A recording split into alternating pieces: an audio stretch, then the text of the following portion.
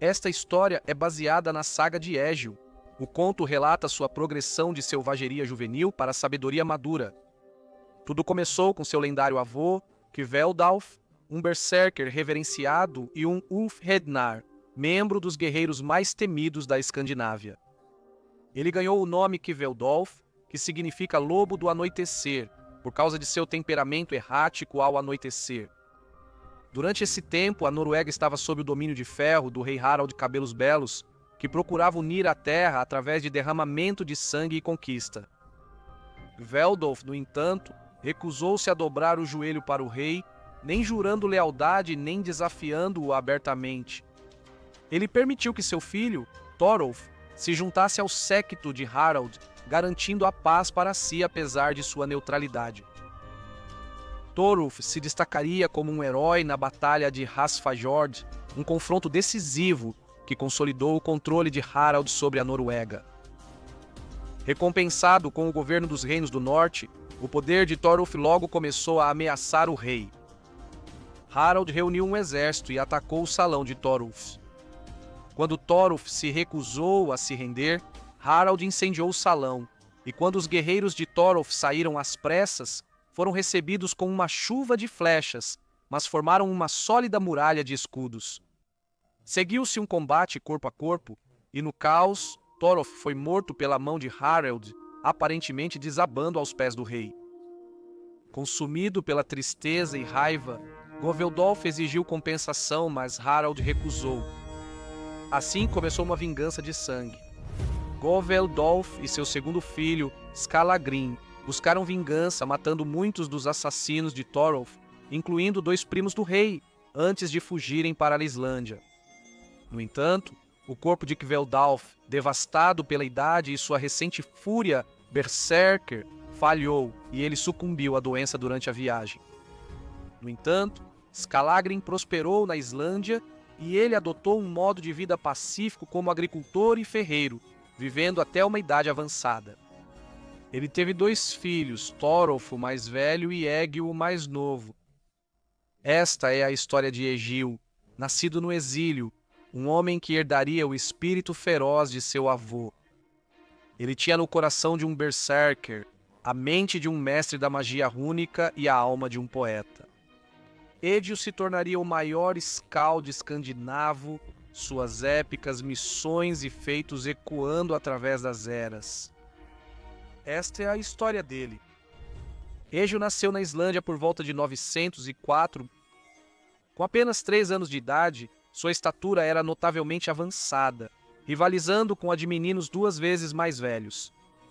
Ele era uma criança muito falante, mas sua natureza temperamental o tornava uma criança difícil de lidar. Um incidente crucial aos 7 anos de idade evidenciou sua personalidade volátil. Depois de ser derrotado em um jogo de bola por um menino mais velho, a raiva de Egil o levou a buscar um machado e cravá-lo no crânio do menino mais velho, matando-o. Aos 12 anos, Egil se tornou uma figura imponente, superando a maioria dos homens em tamanho e força. No entanto, quando ele e um amigo ousaram confrontar seu pai em um jogo de força, Skallagrim desencadeou sua fúria ao anoitecer, matando o companheiro de Egil ao jogá-lo no chão. Apenas a intervenção da devotada escrava de Egil, que se sacrificou para acalmar Skallagrim, poupou a vida de Egil. Dominado pela tristeza e raiva, Egil retaliou matando um dos estimados escravos de seu pai. Como resultado, Egil e seu pai Skallagrim não trocaram uma palavra durante todo o inverno. No verão seguinte, Thorolf, o irmão mais velho de Egil, retornou à fazenda de seu pai na Islândia após muito tempo em terras estrangeiras. Egil perguntaria ao irmão se ele o levaria para o exterior. Thorolf, no entanto, não sabia o que dizer, já que Egil era um incômodo em casa, mas no final ele concordou. Nessa viagem, Thorolf ficou noivo de uma mulher chamada Asgard. Ele pediu permissão ao pai dela, Bjorn, e ao tio Thorir para se casar. Enquanto estava com o senhor Thorir, Egil se apegou ao seu filho, Arni Bjorn, que se tornou amigo de toda a vida de Egil. Em breve, Egil faria uma viagem para uma fazenda pertencente ao rei Eric Bloodaxe, filho do rei Harald Fairhair, que havia exilado o pai e o avô de Egil da Noruega. Egil e os homens logo se dirigiram aos edifícios da fazenda e encontraram um homem chamado Bard do lado de fora. Eles contaram a ele sobre a viagem deles e que ficariam para a noite para secar suas roupas e obter algum calor. O grupo de Egil também estava terrivelmente sedento, mas Bard disse que não tinha cerveja em casa e só tinha coalhada, uma bebida tipo iogurte azedo. Quando o sol da tarde se pôs no horizonte, o rei Erik e a rainha Gunhild da Noruega chegaram à fazenda, onde Bard havia preparado meticulosamente um banquete em sua honra. A noite se desenrolou com festas e alegria, mas a presença de Egil logo lançou uma sombra sobre as festividades. Com um humor mordaz e veneno poético, ele ridicularizou incessantemente Bard por causa de sua mentira. Além disso, sua sede insaciável por cerveja só serviu para envergonhar ainda mais seu anfitrião. A rainha Gunhild, com a paciência esgotada pelo comportamento de Egil, decidiu tomar as rédeas da situação. Com um sorriso sutil, ela ofereceu-lhe uma caneca de cerveja, cujo conteúdo estava contaminado com veneno. Inabalável por este gesto, Egil respondeu com astúcia e engano. Ele picou a palma da sua mão com uma faca, inscrevendo runas antigas no chifre com seu próprio sangue vivo. Enquanto Egil murmurava um encantamento sob sua respiração, o chifre se estilhaçou em suas mãos, seus fragmentos se espalhando pelo salão.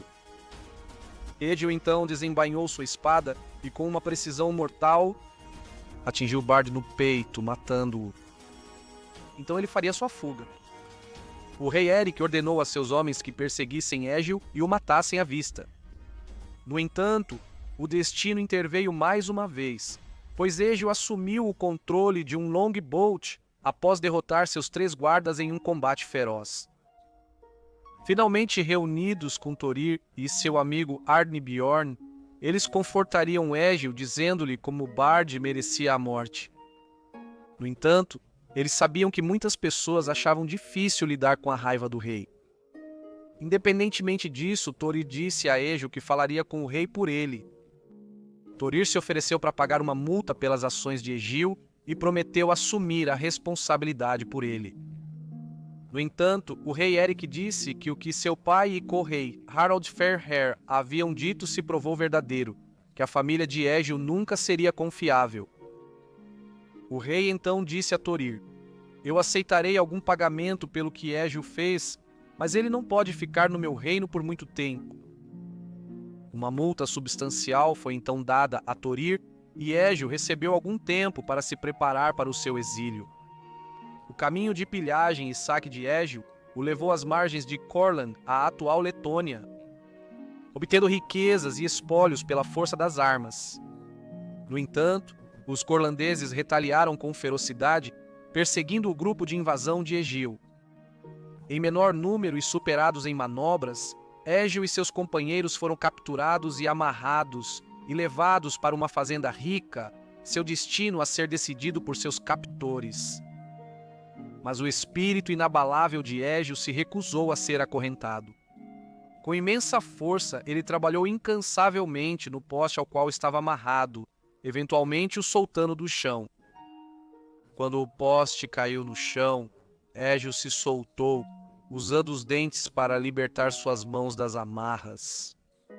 Com os membros finalmente livres, ele rapidamente soltou seus companheiros. Sob o manto da escuridão, eles se esgueiraram pela fazenda procurando um arsenal para se rearmarem. Eles também encontraram uma parte do tesouro da fazenda e roubaram muitas coisas caras e muito prata. Com seus espólios em mãos, eles seguiram para a Dinamarca, onde ficaram à espera de navios mercantes desavisados para saquear. Foi durante esse tempo que Harald Bluetooth ascendeu ao trono dinamarquês após a morte de seu pai Gorm. A campanha de pilhagem de Egil continuou na Dinamarca, enquanto ele liderava ousados ataques a cidades e vilas, muitas vezes se encontrando na linha de frente em batalhas contra as forças dinamarquesas. Seu comportamento destemido e força bruta lhe renderam uma reputação feroz. Enquanto Egil e seu irmão Thorolf estavam na Saxônia, eles se depararam com uma oportunidade. Eles ouviram um boato de que o rei Ethelstan da Inglaterra estava procurando mercenários valentes para reforçar suas forças. As audaciosas conquistas do monarca haviam inflamado um incêndio de ressentimento entre os vários reinos da Grã-Bretanha, pois ele havia anexado impiedosamente seus territórios, forjando um vasto e imponente império. A antiga cidade de York, outrora conhecida como Jorvik, havia caído sob seu domínio. Seus antigos governantes, os orgulhosos descendentes do lendário Ivar, o Desossado, haviam sido expulsos à força do poder e relegados ao esquecimento. A Nortúmbria também havia sido subjugada à sua vontade, seu povo foi forçado a se submeter à coroa inglesa. A invasão de Ethelstan à Escócia fez com que Constantino II se rendesse à sua autoridade, enquanto Análfe, o rei de Dublin e outro descendente da ilustre linhagem de Ivar, fervilhava com um desejo profundo de vingança contra o monarca inglês. À medida que as tensões aumentavam e alianças eram forjadas em oposição ao governo de Ethelstan, uma grande rebelião começou a tomar forma. Dublin, Escócia, facções dentro da Nortúmbria ainda leais à sua herança ancestral, e Strathclyde, todos se uniram contra o rei que ousou desafiar sua soberania. Foi neste cenário de caos que Egil e seus companheiros decidiram oferecer seus serviços ao rei inglês. Viajando para o Essex, eles se apresentaram no tribunal de Ethelstan. O rei os recebeu calorosamente, reconhecendo potenciais aliados nesses guerreiros endurecidos pela batalha. À medida que o grupo de invasão de Egil aumentava em números, agora composto por 300 lutadores experientes, eles juraram lealdade, tornando-se homens do rei Ethelstan. No entanto, o que Egil não sabia é que a batalha que estava se formando seria uma das maiores e mais famosas em toda a história da Inglaterra. No fatídico ano de 937, o palco estava montado para uma batalha decisiva. Egil e seu irmão Thorolf, armados com espadas de requintada arte, estavam prontos para enfrentar o inimigo. Quando a batalha começou, Egil avançou com uma ferocidade inabalável, sua espada cortando através do caos, enquanto Thorolf lutava com igual bravura. Quando a noite começou a cair, lançando um véu escuro sobre a paisagem ensanguentada, ambos os lados montaram acampamento, seus guerreiros exaustos buscando alívio do massacre. Foi então que Thorolf e Egil foram convocados para encontrar o rei Ethelstan, que expressou sua profunda gratidão por seu avanço corajoso. As palavras do rei estavam impregnadas de sinceridade, enquanto ele prometia sua sincera amizade aos irmãos. A noite avançou, preenchida com histórias de bravura e camaradagem compartilhadas entre o rei e seus novos aliados. Com o romper da aurora, o rei Ethelstan despertou seu exército mais uma vez, convocando um conselho com seus capitães para planejar o próximo passo. Ele organizou suas forças com meticuloso cuidado, designando Thorolf para comandar um grupo selecionado de guerreiros, enquanto instruía Egil a permanecer com seus próprios homens. Assim, o destino decretou que os irmãos seriam separados enquanto marchavam para a batalha. Conforme o segundo dia de combate se desenrolava, Thorolf se viu diante de uma impenetrável muralha de escudos dos escoceses. Os guerreiros o atacavam com alabardas de todas as direções, até que ele finalmente sucumbiu sob o seu implacável assalto. Quando a notícia da morte de Thorolf chegou aos ouvidos de Egil, através de um grito de guerra vitorioso de seus inimigos, isso acendeu nele uma fúria inextinguível. Egil se colocou na vanguarda com sua espada erguida e derrubou muitos homens. Ele mataria um homem chamado Conde Adilis ele mesmo e faria seus homens fugirem. Egil e seu exército perseguiram e mataram todos os homens que alcançaram. Os escoceses, vendo seu exército fugir, também começaram a correr. Nesse momento, Egil e seus homens se dirigiram para onde estava a divisão do rei Análfe, interceptando-os pelos flancos. Os homens de Egil logo causaram grande devastação. A divisão vacilou e se desfez, e muitos dos homens do rei Análfe fugiram. Os nórdicos de Egil então gritariam um grito de vitória. Assim, o rei Æthelstan venceu a Batalha de Brunanburra e conseguiu preservar sua Inglaterra com Egil e seu irmão caído Thorolf, sendo alguns dos heróis da batalha. Depois que Egil encontrou e enterrou seu irmão, ele foi ver o rei Æthelstan na festa da vitória. Havia muito barulho de alegria, e quando o rei viu que Egil estava lá, ele ordenou que Egil se sentasse no assento alto de frente para o rei. Egil sentou-se lá e jogou seu escudo diante de seus pés. Ele tinha seu elmo na cabeça e colocou sua espada sobre os joelhos. Neste ponto, Egil teria cerca de 34 anos de idade.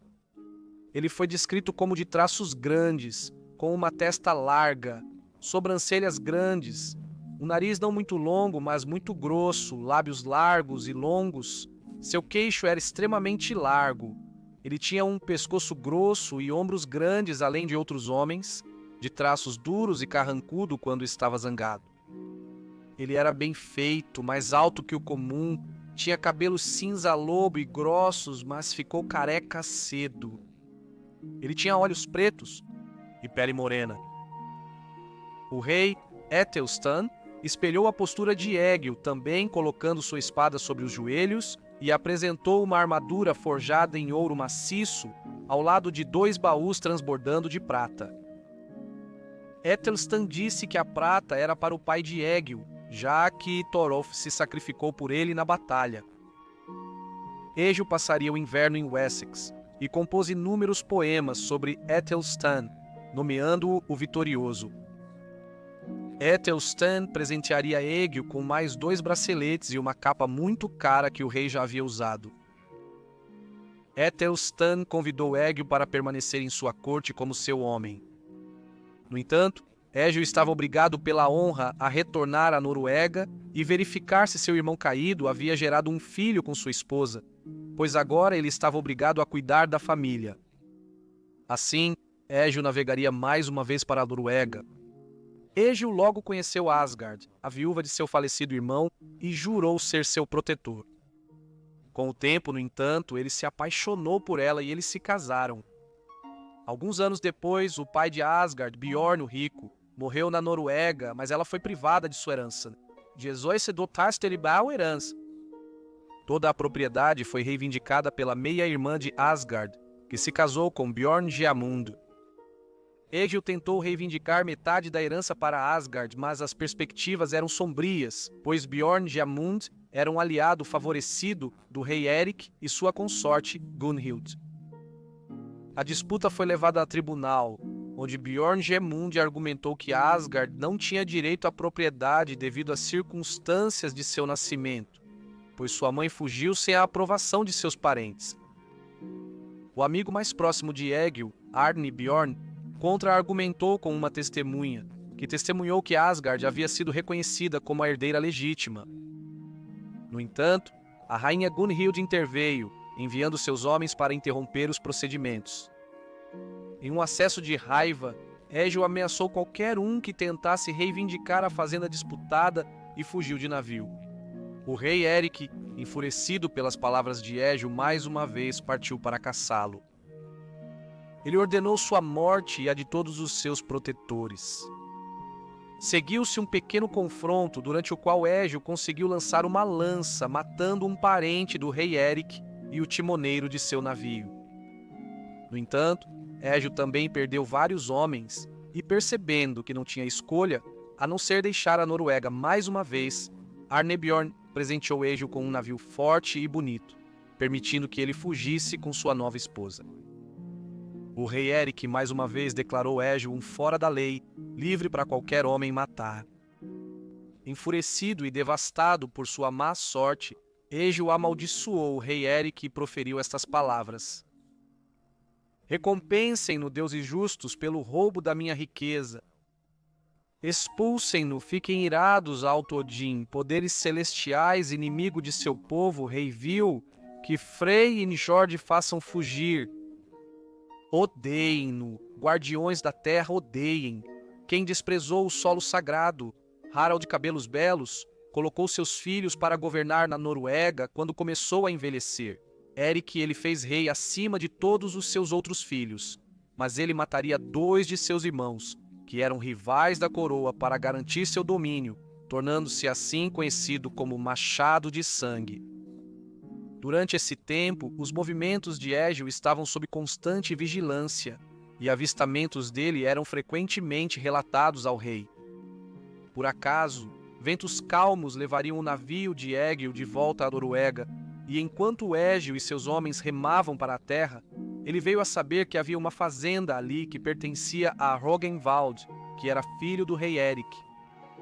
Uma vez que Égio soube disso, ele disse aos seus homens para se armarem. Ele subiu até a ilha e ao longo da borda de uma floresta. Ele agora havia colocado um capuz sobre seu elmo, e Égio e seus homens massacrariam os homens na fazenda, matando o filho de Eric, Rognvald. Mesmo os príncipes não estavam isentos da fúria do Berserker. Não satisfeito em matar o filho de Eric, Égio o amaldiçoou mais uma vez. Ele ergueu um poste Nithing, que é um longo poste de madeira com uma cabeça de cavalo recém-cortada na extremidade. Depois disso, em uma forma solene de maldição, ele assim falou: "Aqui ergo um poste de maldição, e esta maldição eu dirijo ao rei Eric e à rainha Gunhild. Esta maldição eu também dirijo aos espíritos guardiões que habitam nesta terra, para que todos eles possam vagar perdidos, sem alcançar ou encontrar seu lar, até que tenham expulsado da terra o rei Eric e Gunhildr." Ele então plantou o poste no chão e deixou ali parado. Ele virou a cabeça do cavalo para o continente, mas no poste ele também cortou runas, expressando toda a forma da maldição. Égio então seguiria para o local de seu nascimento na Islândia. Mais uma vez, sua família havia sido exilada da Noruega, como seu pai e avô haviam sido há tantos anos. Égio se reconciliaria com seu pai Scalagrim, mas ele logo morreu após seu retorno. Assim, Égio assumiu o comando da fazenda. No entanto, antes de Égio partir para a Islândia, a rainha Gunhilda fez um feitiço. Ela disse: "Égio Skallagrimsson não encontrará descanso até que nossos caminhos se cruzem novamente." No seu segundo verão na Islândia, Égio logo se tornaria melancólico e deprimido. Talvez o feitiço estivesse funcionando. Ele logo reuniria uma tripulação para uma viagem de verão. Ele queria navegar para a Inglaterra e procurar seu velho amigo rei Ethelstan. Égio navegou além da Escócia, mas uma tempestade feroz logo atingiu, lançando seu navio e tripulação nas praias da Nortúmbria. Embora todos os seus homens tenham sobrevivido, o navio foi destruído além do reparo. Para seu choque, Égio descobriu que o rei Eric Bloodaxe havia sido expulso da Noruega por seu irmão mais novo, Hakon, o Bom.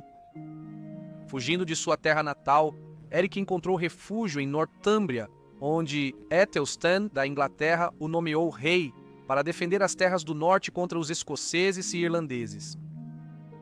A maldição de Égio se provou verdadeira. Eric perdeu seu trono, mas por azar, Égio estava em um reino de um homem que queria vê-lo morto.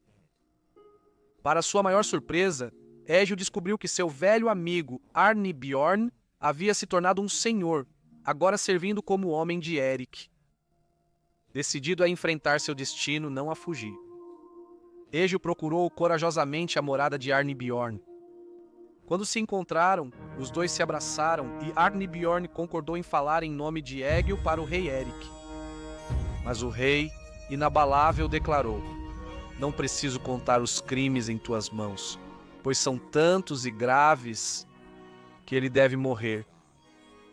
Gunhild, a feroz esposa de Eric, instigou a rápida execução de Égio, lembrando seu marido do derramamento de sangue que ele havia causado, os parentes mortos e a maldição que ele havia lançado sobre eles. No entanto, Arnibjorn, sempre leal ao seu amigo, falou em sua defesa: se Égio falou mal do rei, deixe-o espiar com palavras de elogio que durarão para sempre. Eric, após um longo silêncio, cedeu. "Égio viverá esta noite", ele decretou. "Leve-o para casa com você e traga-o para mim de manhã." Assim, Égio foi concedida mais uma noite de vida. Sob a insistência de Arnibjorn, Egil foi forçado a compor um poema em louvor a Eric, um homem que ele desprezava para salvar sua vida. Assim, Egil começou a trabalhar, criando versos para honrar o próprio rei que lhe causou tanto sofrimento. Egil passou a noite toda compondo seu poema. Na manhã seguinte, Egil foi levado ao tribunal do rei e recitou seu poema em voz alta, navegando para o oeste. Eu naveguei a onda dentro de mim, Odin deu o mar de canção que carrego. Então é meu costume viajar, eu lancei meu carvalho flutuante.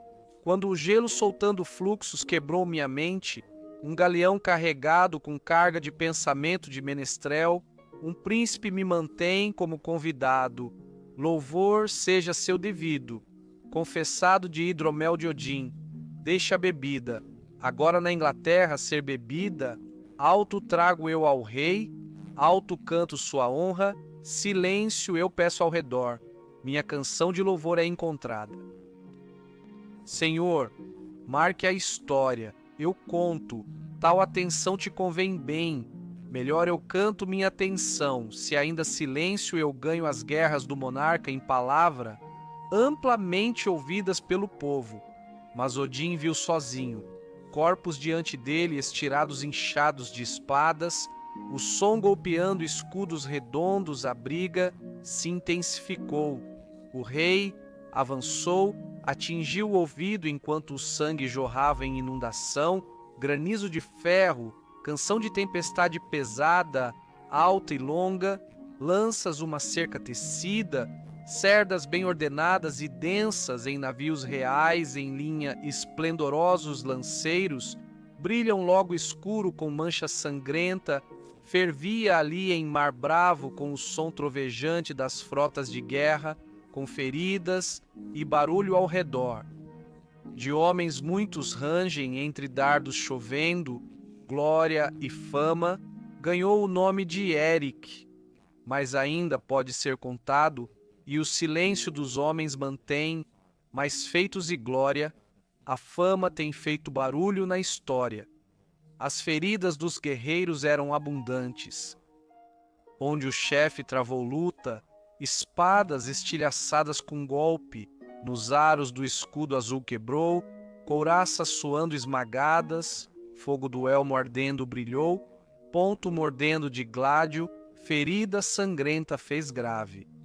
Dizem que os carvalhos de Odin, naquela brincadeira de ferro, a lâmina de cristal de Baldric curvou-se e se prostrou.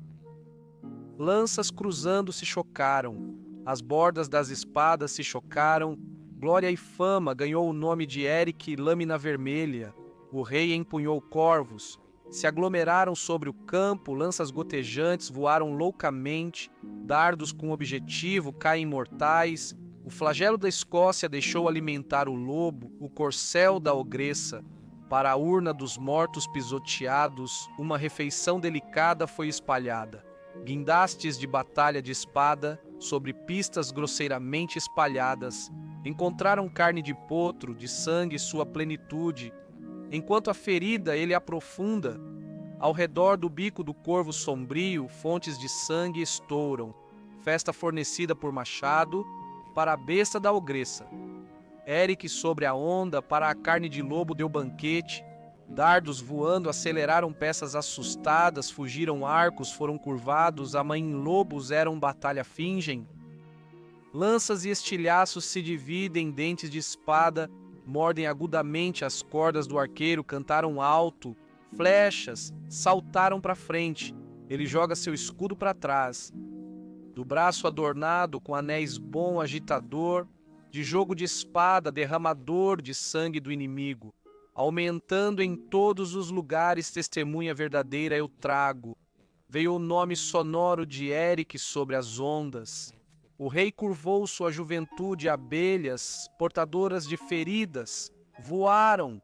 Eric sobre a onda para a carne de lobos deu banquete ainda para tornar mais claro. Eu gostaria de homens, alto humor do rei, mas deve cantar rapidamente quando ele pega as armas. A deusa da batalha acorda.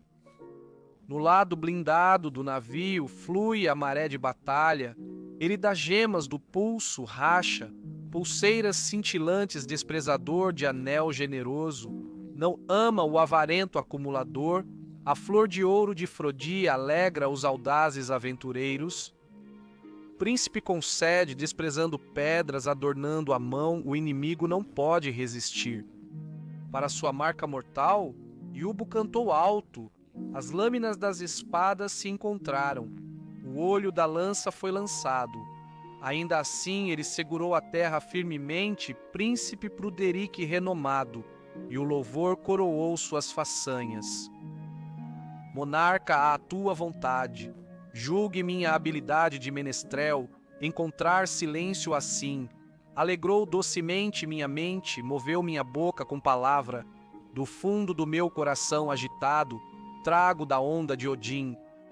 Devido aos guerreiros bravos, quebrei o silêncio, falei da glória de um soberano, palavras que eu sabia bem adequadas. Conselho de guerreiros sentados. Elogio do coração eu trago. Elogio ao rei honrado. Cantei claramente e sem rodeios, uma canção que todos poderiam ouvir. O rei Eric sentou-se alto, seu olhar fixo em Egil enquanto ele recitava o poema. Quando as últimas palavras caíram em silêncio, Eric falou: "O poema é bem cantado." Com uma ordem severa, ele permitiu que Egil partisse, mas com a condição de que ele nunca mais aparecesse diante dos olhos do rei, ou de qualquer membro da família real novamente. Grato, Egil agradeceu a Arnbjorn e, em troca, presenteou com 2 armaduras douradas que Ethelstan uma vez lhe deu. Então ele partiu para Wessex, para visitar o rei por quem ele já havia lutado. Em Wessex, Egil encontrou o rei Ethelstan acolhendo Thorstein, um parente de Arnbjorn. Enquanto estava lá, chegaram notícias da Noruega de que o pai de Thorstein havia morrido, deixando para ele uma grande herança.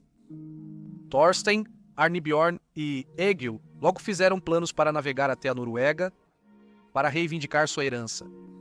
Antes de sua partida, no entanto, o rei Ethelstan convenceu seu velho amigo Egil a permanecer na Inglaterra, onde ele comandaria seus exércitos uma vez que sua tarefa estivesse completa. Egil concordou, mas disse que primeiro tinha que ir à Islândia para ver sua esposa e ver a propriedade que tinha lá. Assim, Ethelstan e Egil se despediram com muita amizade.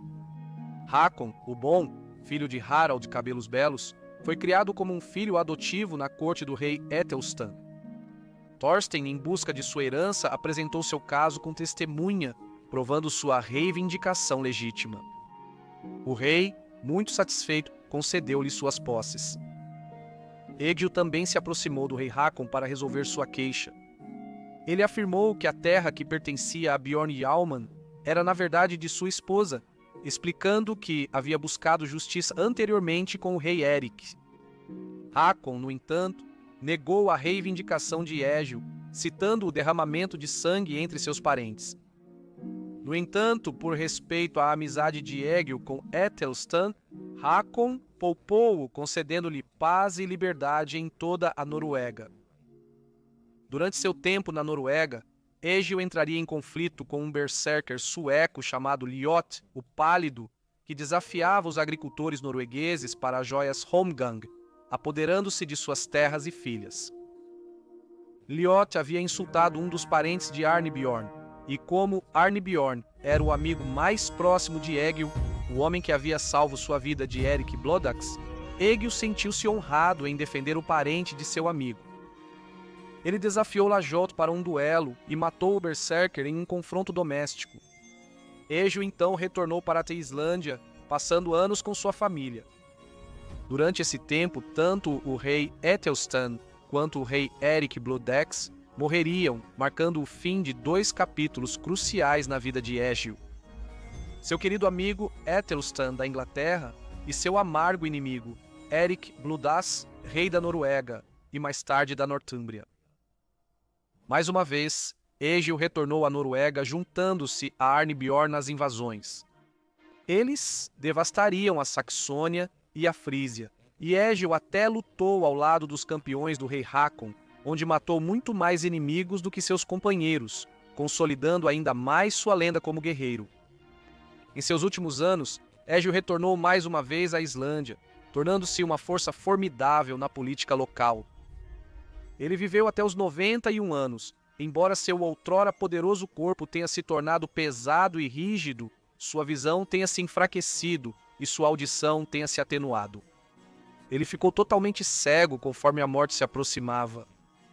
Seu último desejo era levar consigo os 2 baús de prata que o rei Ethelstan uma vez lhe presenteou, e ele pretendia jogar o tesouro em uma multidão no Morro das Leis, deixando as pessoas lutarem por ele. Negado isso por sua família, ele ordenou a 2 homens escravizados que o ajudassem a esconder sua prata. Em seu último ato de violência, ele os matou para manter seu segredo, e assim nasceu a lenda do tesouro escondido de Égil, que pode ainda estar enterrado no solo da Islândia hoje. Égil de fato era um homem complicado. Ele era definido pelas virtudes de honra, lealdade, respeito e amizade que ele valorizava acima de tudo. Quebrar esses códigos era convidar sua ira, e seja através da força, poesia ou feitiçaria, ele destruiria aqueles que ousassem ofendê-lo. Sua bússola moral refletia o mundo severo da Escandinávia naquela época, onde a honra e a reputação eram tudo. Especula-se que Égil sofria de transtorno bipolar, marcado por sua fúria berserk e os muitos assassinatos durante sua vida, começando quando ele tinha apenas 7 anos. O tamanho e a forma estranhos de sua cabeça também pode ter sido causado pela doença de Paget, uma condição que engrossa os ossos e leva à cegueira. Em seus 91 anos, Égil não foi apenas um guerreiro, berserker e feiticeiro, mas também um mestre das runas, usando sua magia para ajudá-lo em inúmeros desafios. Um poeta de habilidade incomparável, ele se tornou um campeão do rei Aethelstan e um inimigo do rei Eric Bloodaxe. Ele triunfou em muitos combates individuais, tornando-se conhecido como um dos melhores duelistas da época. Muitos também o consideram um dos maiores poetas e escaldes da história escandinava, creditado por introduzir o Endrime no verso do antigo nórdico. A saga de Égil, escrita por volta do século XIII, abrange os anos de 850 até o ano 1000, imortalizando a vida de um homem que era tanto uma lenda em seu tempo, quanto um símbolo do mundo feroz e complexo da Escandinávia viking. Tire dela o que quiser, pois sua história permanece uma das mais detalhadas e incríveis nas sagas. Espero que tenham gostado do vídeo. Se gostou, certifique-se de curtir, se inscrever e compartilhar. E nos veremos em breve para outro perfil histórico.